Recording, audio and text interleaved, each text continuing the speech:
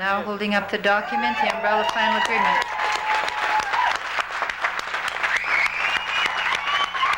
Yukon First Nation celebrated when we signed our land claims agreement in May 1993. And for good reason. We had finally completed more than 20 years of negotiations, had some of our land returned, and would now have some money to deal with the economic problems in our communities. But most importantly, we celebrated because we were once again in charge of our own lives and destinies. This didn't mean we'd regain control of the Yukon. The governments of the Yukon and Canada will retain that authority. But the right to control our own lives meant the ability to manage our own affairs, to make our own decisions, and to direct our own future. Hello, self-government. Goodbye, Indian affairs. Throughout the 20th century, we'd lived under the control of the federal government and the Department of Indian Affairs. Through Indian agents and other officials, the government made decisions for us. They decided who was a status Indian and who was not. That should have been our decision. They decided where our reserves would be. We should have been able to pick our village sites based on our traditional territory. They established programs for us and told us when and how to apply. We wanted the freedom to do these things for ourselves. We had done it before, and now we can do it again. We are definitely here to work with other people, other governments. We will be playing a part in shaping the Yukon and Canada as First Nation and First Nation people, and I know with the political will that the three governments can make these agreements work. The Yukon Land Claims deal was designed to provide First Nation governments for First Nation people. We'd still recognize the continuing right of the Government of Canada and Yukon Territory to govern this region on behalf of all Yukoners and all Canadians. Those governments will not disappear. But what exactly does all this mean? First Nations will still have access to federal and territorial programs and agencies.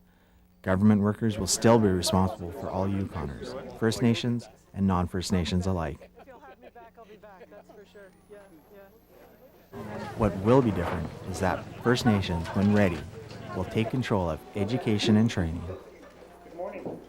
social services, cultural programming, matters relating to families, policing, communications, economic development, and several other areas. In these areas, we'll decide matters such as staff hiring, how we spend the money, and which programs to offer, to name just a few. We will not take over such things as the post office, national defense, and international trade. Many government responsibilities will remain with the federal and territorial governments, and we will operate within the laws of Canada and the Canadian Charter of Rights and Freedoms. Under the final land claims deal, each Yukon First Nation will negotiate a self-government agreement with the federal and territorial governments. The agreements will reflect the desires and expectations of the individual communities. Under the agreements, we also regain a number of powers. We can pass laws that apply to our settlement lands and to people living on those lands. And we can pass laws that govern each First Nation citizen. Each First Nation will have the right to select representatives to sit on various regional and territorial committees and boards.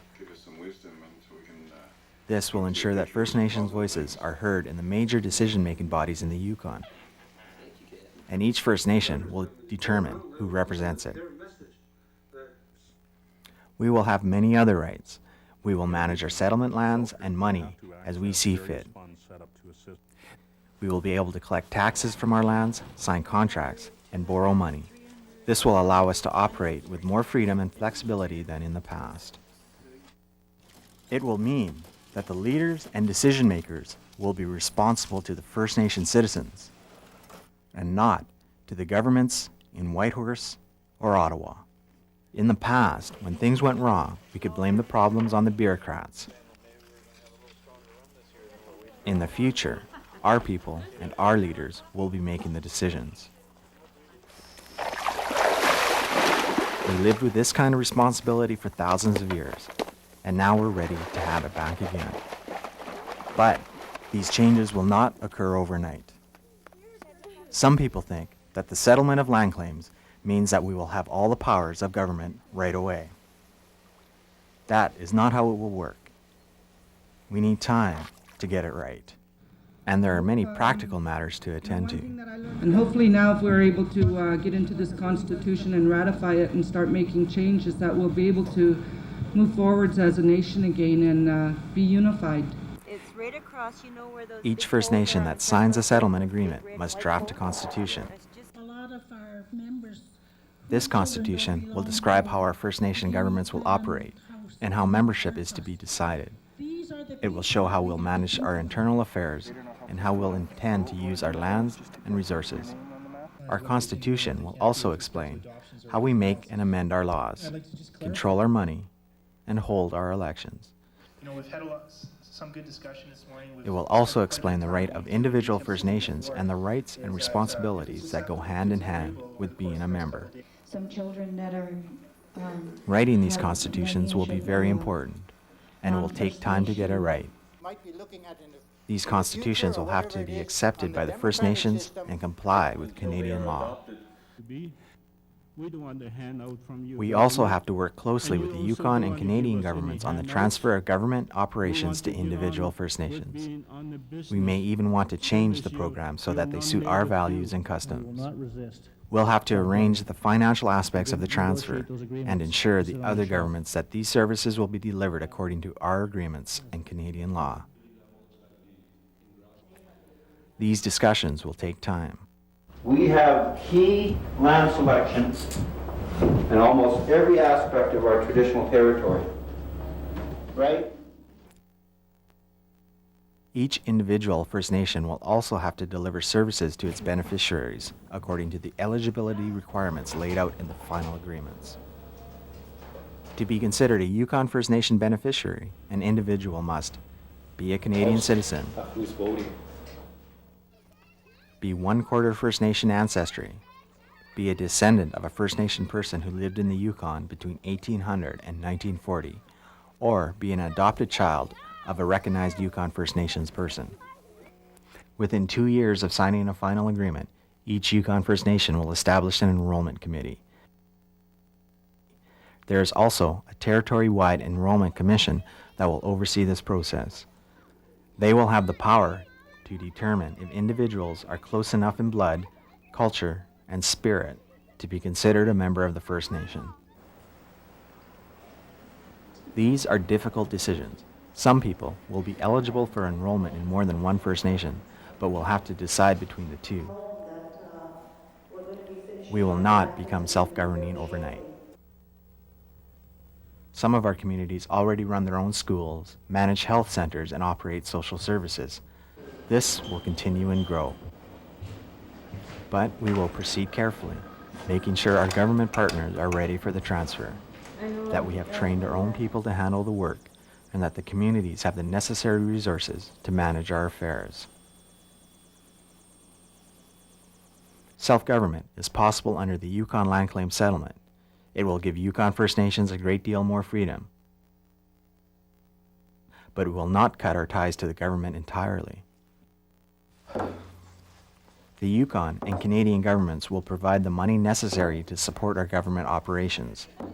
We, in turn, will be responsible for showing that the money is being used properly and the government services are being provided. And our laws and activities will have to be consistent with Canadian standards. Our First Nations will not be separate states or tiny countries. We will remain within Canada and the Yukon, working with the governments of the country and the territory as partners. You're here today to witness this historical event, the signing of our self-government and Selkirk First Nation final agreements. 20 years ago, it was our leaders' dream to look after their people and to be freed from the heavy hand of government. That goal has been reached. With this power, we can create a new future determined by the Yukon First Nations. It is now our reality, our opportunity, and our responsibility. Now that we're one people as Northern Shoshone people, with Natchanuk Dun, Little Sam and Carmack's First Nation, that a lot of the self-government agreements and land claims agreements, we can work as a one people as Northern Shoshone.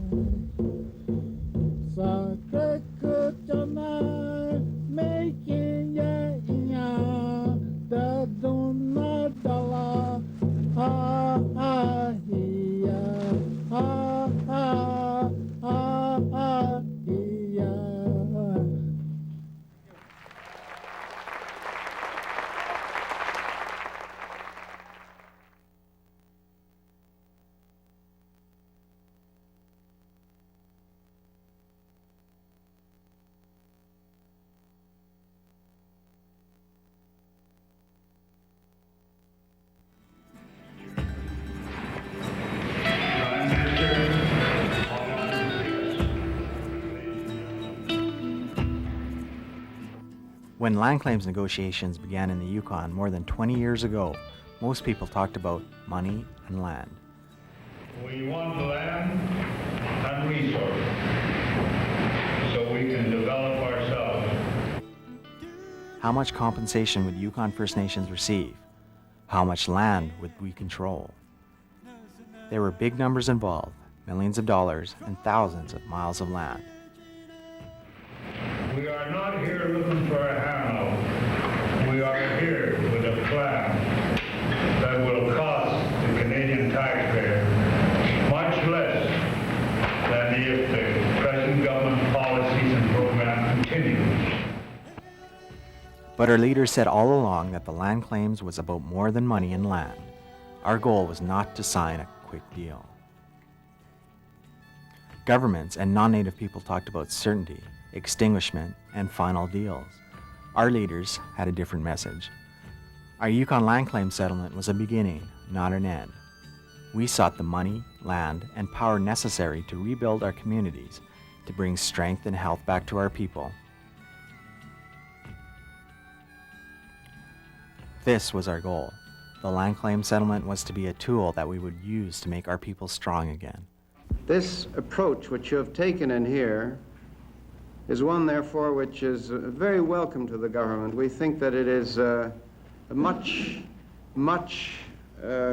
more fruitful way of solving the problems than trying to rewrite history.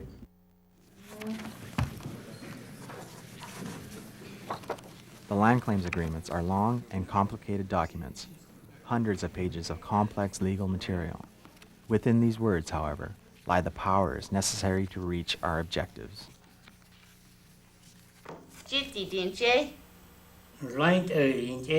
What's that mean? Fried meat, okay. We want to increase the use of our languages, to rebuild our culture, and to make our communities vital and prosperous.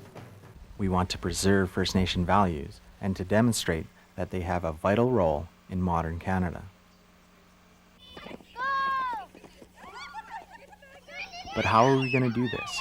The short answer is, we will do it slowly. Not all of the powers and responsibilities that we need to regain control of our communities will come at once. Some, like community control of healthcare centers, are already in place in some communities. In other cases, a few years will pass before we're ready and able to tackle the complicated work of running the necessary programs. Education is one of our top priorities. We know that Yukon First Nations people need training and education if they're to become full participants in the Canadian economy and society. But first, we have some difficult memories to overcome. Our communities live with the legacy of the mission school syndrome. We know what the residential schools did to our young people in the past and have to be slow and trust the new educational services. But the land claims agreements allow us to take over the control of our schools when and if we are ready for the responsibility. When Yukon First Nations run the schools, we will have the right to select teachers, to determine what is taught, and to ensure the First Nation languages and culture is available in the classrooms. Nothing is more important to us than ensuring the future generations know about our history, language, and culture. Having control of the schools will give us the power we need to give our young people the knowledge that our elders have to share. Pro-Clan, Brenda Jackson. And running our own schools does not mean that First Nations education will be of lower standard than that available to other Yukon students. Yukon First Nations will be required to follow Yukon-wide standards and to pay attention to the requirements set for all territorial schools. This provides an assurance that the students in our schools will be able to compete academically with students from other territorial schools. But it also means that we'll have an education that prepares our children for the broader world while also providing schooling that is relevant to them as First Nation people. This is where we start learning about forestry practices. Training is essential if Yukon First Nations are to assume their rightful place in the Yukon. The agreement includes the establishment of a training trust for our people and provides $6.5 million for this purpose. Through these initiatives, Yukon First Nations people will gain the skills and experience necessary for them to tackle the many administrative and employment opportunities that will be created by the Land Claims Agreement. Good experience, that's for sure. Opportunity of a lifetime. The training trust is, of course, a short-term solution to a very important problem. We'll also use the resources of the land claim settlement to ensure that our young people will have opportunities to continue their studies at Yukon College or other post-secondary institutions. If we are to be truly in control of our future, it's crucial that our programs be run by our people. We also know that establishing healthy communities is essential. In much the same way, the settlement will allow First Nation communities and organizations to assume greater control over social service programs. In the past, Yukon First Nations people went to non-Native agencies and government departments for help. While many workers in those organizations treated us with respect, that was not always the case. Government programs often did not take First Nation needs into account. Rarely did they seek to find First Nation solutions to First Nations problems. Under the devolution elements in the Yukon agreements, we now have the power to change this pattern. When we're ready, we'll assume control of family and child welfare. We'll have the right to use customary adoption practices. We'll be able to run our own substance abuse programs, look after young people who get into trouble with the law, and operate programs for the disabled. As time passes, we'll also be able to negotiate responsibility for other programs currently operated by the federal and provincial governments. We're all aware that we don't have a lot of First Nation nurses around. Back in 1990... As with education, First Nation control does not mean we'll be completely separate from Canadian and Yukon programs. We'll be able to hire staff and ensure that First Nation cultural values are applied to services, but our programs will still have to meet the same standards of service and accountability as those offered by federal and provincial authorities. But the important change is that we'll be in charge, and our people will run programs specially designed for our communities. And, no loss of consciousness. He fell from a telephone pole, 3:30 this morning. The Yukon Land Claims Agreement also gives us the right to assume greater control over the administration of the justice system. There are too many First Nations people in the Yukon courtrooms and prisons. Clearly, the legal and prison system has not served our people well. We need new solutions, and with our land claim settlement, we'll have the authority to pursue them. Subject to negotiations with the federal and territorial government, we'll have the right to establish our own police force, maintain a corrections or prison system, and manage probation orders. We'll also be able to implement community-based methods for conflict resolution. As with other areas of self-government, Yukon First Nations will still continue to operate within the Canadian and Yukon legal systems. Canadian law will continue to apply to our people and communities, but we'll have input into how we manage the police, court, and prison systems. Has Constable Purchase advised you of your right to instruct counsel to telephone a lawyer? Yeah. The Yukon Agreement also includes some very important provisions on the protection and enhancement of Yukon heritage. This is where I grew up before I went to school. This section of the settlement also ensures that the Yukon First Nations people will play a major role in shaping heritage and cultural policy in the Yukon Territory in the future. We will have full control over artifacts and cultural treasures. Special programs will be developed to record and share cultural knowledge. The special contributions of our elders are to be acknowledged. Our burial sites will be provided extra protection and will have significant input into the selection of Yukon place names. All this creates an important opportunity to ensure that our ancient names live on into the future. Yukon First Nations will once again be in control of our communities. It's crucial to look beyond the money and land elements in this land claim settlement. Important as they are only the starting point for Yukon First Nations. As all of us know, we are fighting for the survival of a unique and traditional culture. Our communities and people have struggled through tremendous change over the past 100 years and survived.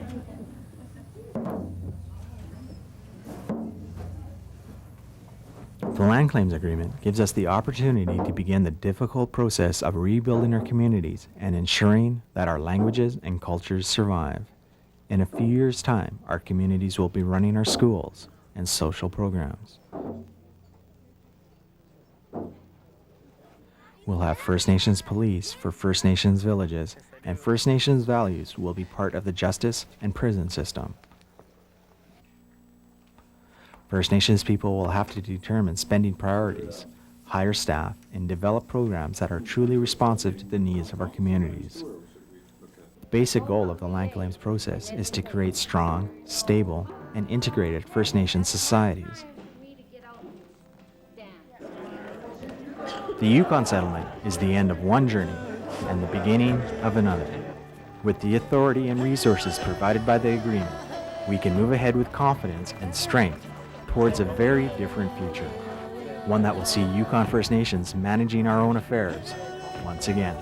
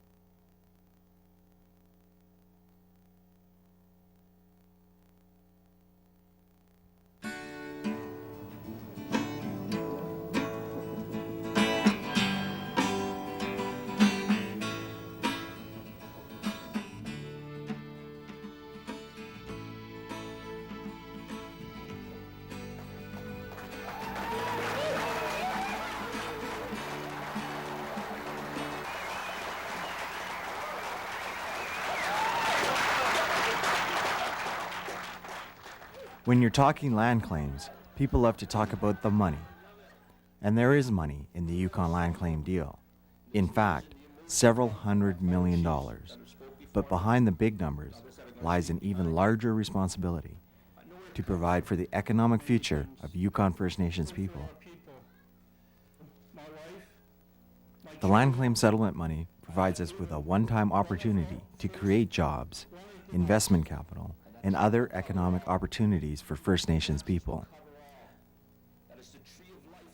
And these opportunities must not just be short-term, but for generations to come.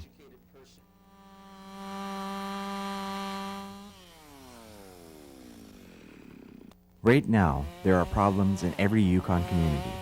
First Nations people have few prospects. Many who want to find work cannot find jobs.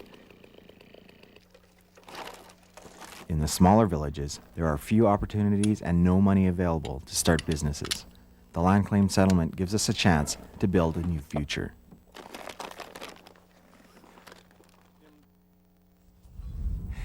It's not always been this way.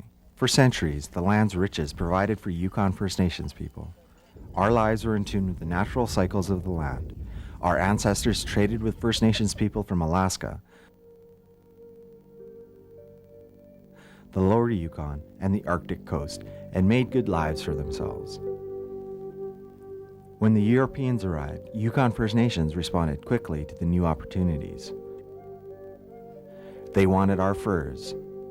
First Nations people wanted their trade goods. This arrangement worked well until the gold miners arrived and the Klondike Gold Rush started. First Nations people were quickly pushed out of the Yukon economy because the newcomers rarely included our people in the new economic system.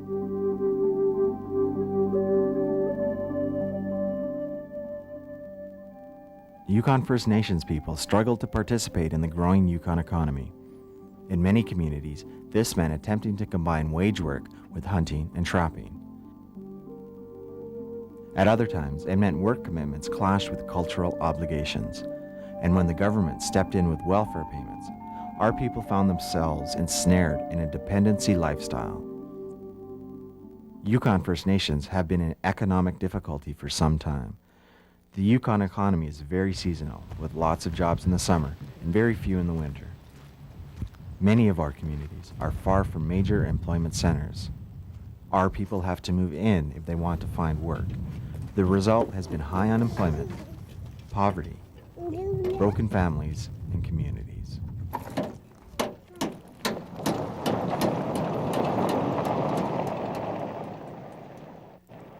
The Yukon land claim settlement is an attempt to find a solution. But it's important as a starting point not to have an unrealistic expectation about the economic prospects of the settlement.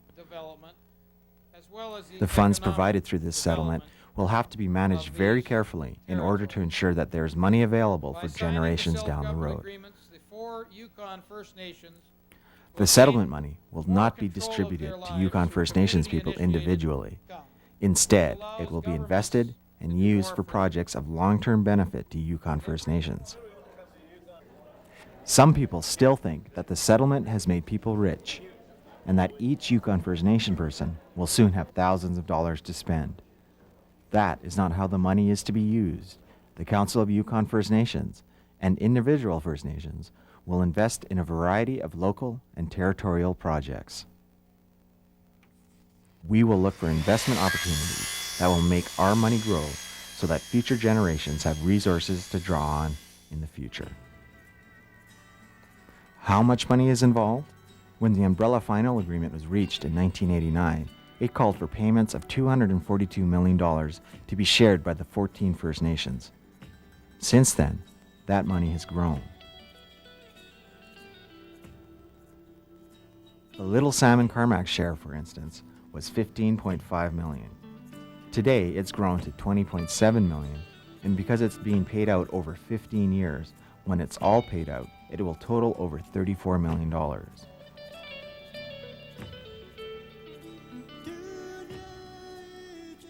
But all Yukon First Nations must also pay back some of the money because it was borrowed from the government during negotiations.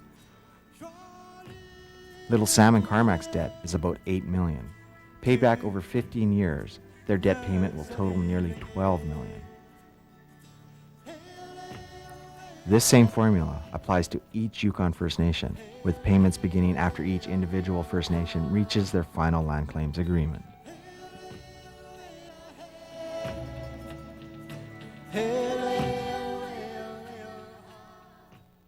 Solid enough. Obviously, First Nations must be wise about how they manage their money. It won't be replaced if they spend it unwisely. And there will be no additional cash compensation, although they will receive some money from royalties on mining resources taken from the Yukon.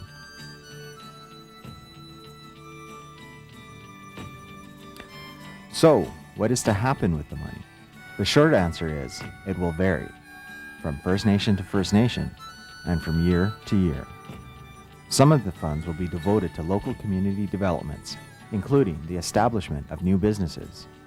Many First Nations are interested in working with other First Nation groups or private sector companies on shared projects.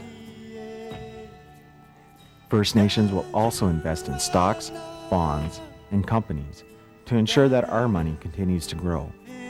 Only through careful investment of the settlement funds will we be able to adequately provide for future generations. In addition to the cash payment, the final agreement contains specific provisions designed to encourage First Nation economic activity. Each First Nation is expected to draft an economic development strategy as part of its implementation strategy. And First Nations are required to lay out training and employment plans for the communities and to provide resources to implement these plans. Governments have also agreed to encourage greater recruitment of Yukon First Nations people and to provide information to First Nations on contracts open for competition. First Nations may also purchase an interest in resource developments in their traditional territories. We may also be granted special provisions in the awarding of licenses and quotas relating to wilderness travel, commercial fishing, or big game outfitting. None of these measures are designed to interfere with existing non-native business operations or to allow for the confiscation of non-native financial interests. The goal is to ensure that First Nations people have access to the economic development opportunities in the Yukon.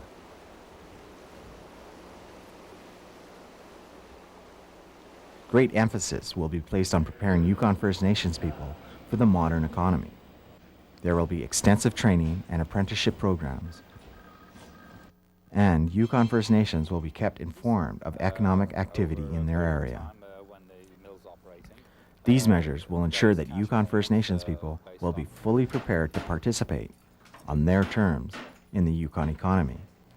Over time, Yukon First Nations will see their incomes rise, unemployment rates drop, and opportunities increase. The final agreements contains other financial elements as well.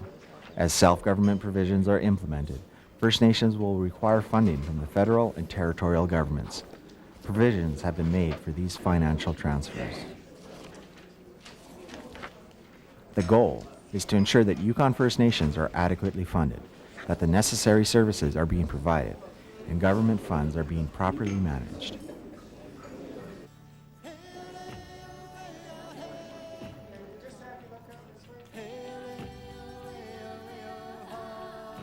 One of the long-term goals of the land claims process was to eliminate economic dependency and to destroy the welfare culture that took hold of Yukon First Nation communities since the 1960s. The final agreement contains the tools we need to rebuild our financial independence and create new opportunities for Yukon First Nation people.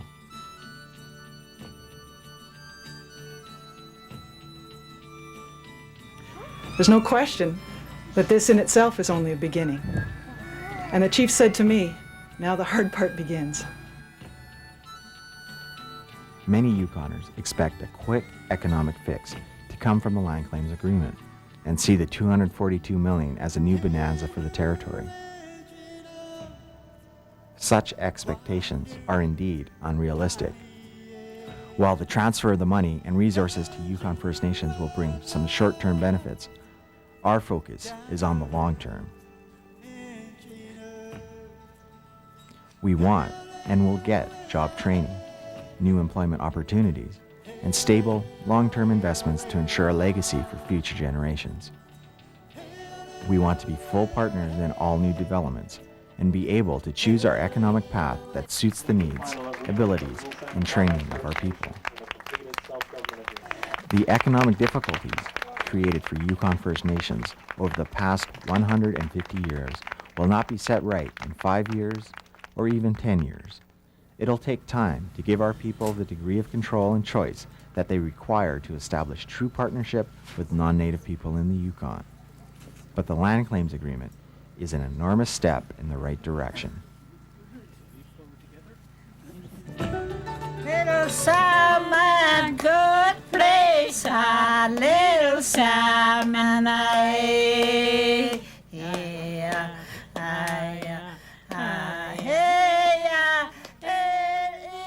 With the resources and opportunities guaranteed under the Yukon Land Claims Agreement, the future, finally, looks much brighter. little salmon, good place, a little salmon, hey, yeah, yeah,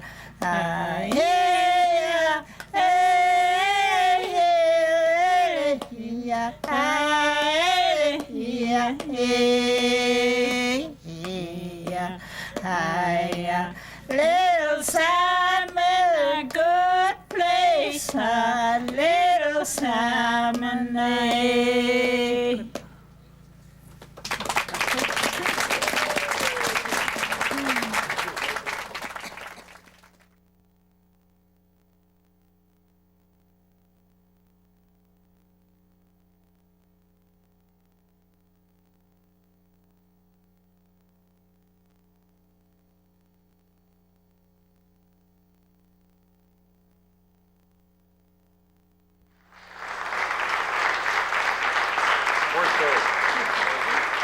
Land claims agreements are complex documents with page after page of detailed descriptions of financial arrangements, government provisions, training programs, and management structures.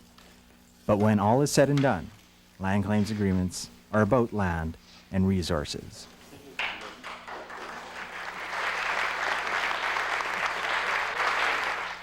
Yukon First Nations began fighting for a land claim settlement in the late 1960s, when they realized that the land that had sustained their people for generations was no longer theirs. As new roads carved up the territory and resource developers opened new mines and built power dams, Yukon First Nations found their ties to the land were being broken. Those same resources that had provided for First Nations for hundreds of years were under threat, and First Nations people could no longer move across the land freely. Elijah Smith and the other First Nation leaders who started the Yukon land claims wanted their land back. It was theirs in the past and had been taken by the Canadian government without treaty or compensation. And unlike the vast southern lands of Canada, where non-native peoples had long since occupied traditional First Nations territories, much of the Yukon territory remained unoccupied and undeveloped. Hope remained because the land, moose, caribou, fish, berries, and birds were still there. Yukon First Nations wanted land back, not all of it, as they accepted the need to share the traditional territories with governments and newcomers, but they wanted guaranteed access to the resources so that traditional hunting, fishing, and trapping could continue. For Yukon First Nations people, the land and its resources are essential for cultural survival. To be separated from the land was to lose a part of our soul. The headlines tell it all. We got the land back, or at least part of it. Under the Umbrella Final Agreement, Yukon First Nations receive a total of 16,000 square miles of land, or approximately 9% of the Yukon territory. In addition, all existing reserves are to become settlement lands. The land is divided into three types. Category A lands, about 10,000 square miles of the total, includes both surface and subsurface rights. Category B lands, about 6,000 square miles, does not include mineral rights. The third category, fee simple settlement lands, provide ownership of small pieces of land and does not include mineral rights. The total amount of the land set aside for Yukon First Nations has been allocated to the individual First Nations according to a negotiated schedule. The Kwanlin First Nation, based around Whitehorse, has been allocated 250 square miles of Category A land and 150 square miles of fee simple and Category B lands.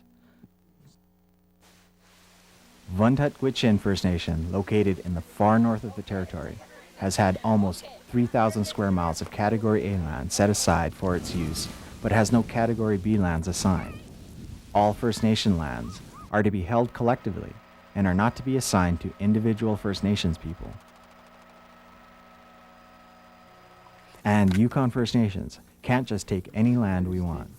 Privately owned land, including leased land, highway corridors, and land occupied by government agencies, is not available for selection. But we can select land to suit a variety of purposes, including hunting, fishing, trapping, settlement or gathering sites, sacred sites, important access points to rivers or lakes, forests or areas of economic potential. We also need to select lands that we may need in the future. Selecting the land is only a small part of the land and resource provisions of the Yukon Final Agreement. While Yukon First Nations have become major landowners, they have also been guaranteed input into resource planning and management decisions that affect the entire Yukon. And to be able to say today, you've got a product. The governments of Canada and the Yukon have finally accepted what Yukon First Nations have been saying for years, that we have a special relationship with the land, and as permanent residents, we have a unique contribution to its management. The selection of settlement lands does not mean that a huge portion of the Yukon is now closed to non-native people. Under the agreement, all Yukoners can continue to use non-developed settlement lands as long as they don't harm it. Commercial access may also be allowed as long as they get permission from the First Nation government. Land is only part of what's at stake. First Nations people want to continue hunting, fishing, and trapping. These rights are very important, especially in more remote villages like Old Crow, where access to the Old Crow Flats is an important part of the community's seasonal activities.